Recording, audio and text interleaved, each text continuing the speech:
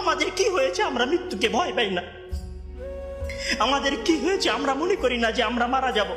পৃথিবীর সর্বশ্রেষ্ঠ মানুষ, সর্বশ্রেষ্ঠ রাসূল দুনিয়া থেকে বিদায় নিলেন, তার সাহাবীদেরকে ছেড়ে তিনি দুনিয়া থেকে চলে গেলেন, উপরের জগতে পাড়ি জমালেন। আমাদের কি হয়েছে যে আমরা বিশ্বাস করতে চাই না, আমরা প্রস্তুতি গ্রহণ করি না মৃত্যুর জন্য? আমি আপনি কি মনে করি যে আমরা চিরদিন বেঁচে থাকব? আমি আপনি কি মনে করি যে আমার গ্যারান্টি রয়েছে আমি সালাত আদায় করে আমার রুমে ফিরে যাব? বিশ্বাস করুন হে আমার ছাত্র ভাইয়েরা, অবশ্যই আমাকে আপনাকে একদিন মৃত্যুবরণ করতে হবে, আমাকে আপনাকে একদিন এই দুনিয়া ছেড়ে চলে যেতে হবে। সুতরাং মৃত্যুর জন্য প্রস্তুতি গ্রহণ করুন, সুতরাং মৃত্যুর জন্য প্রস্তুতি গ্রহণ করুন।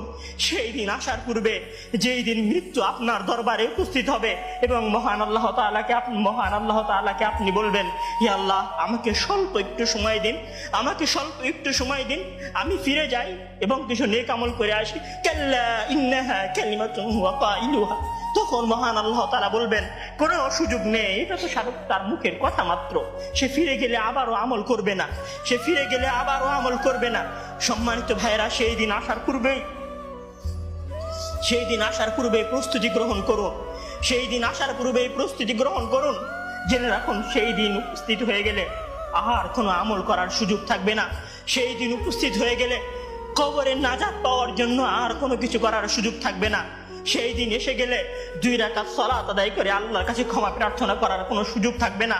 সেই দিন এসে গেলে রাতে জেগে 8 রাকাত তাহাজ্জুদ সালাত আদায় করার কোনো সুযোগ থাকবে না। এখনো সময় আছে। মহান আল্লাহ তাআলার দরবারে নিজেকে সঁপে দিয়ে তার কাছে ক্ষমা প্রার্থনা করুন।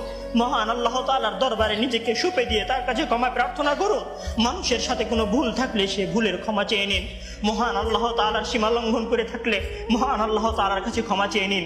সেই দিন আসার পূর্বেই যদি সেই দিন এসে যায়, সেদিন আর কোনো লাভ হবে না, সেদিন বেঁচে থাকার আর কোনো সুযোগ হবে না, 1 সেকেন্ড সময় আপনাকে বেশি দেওয়া হবে না। সম্মানিত ছাত্র ভাইয়েরা, মৃত্যুর জন্য প্রস্তুত হন।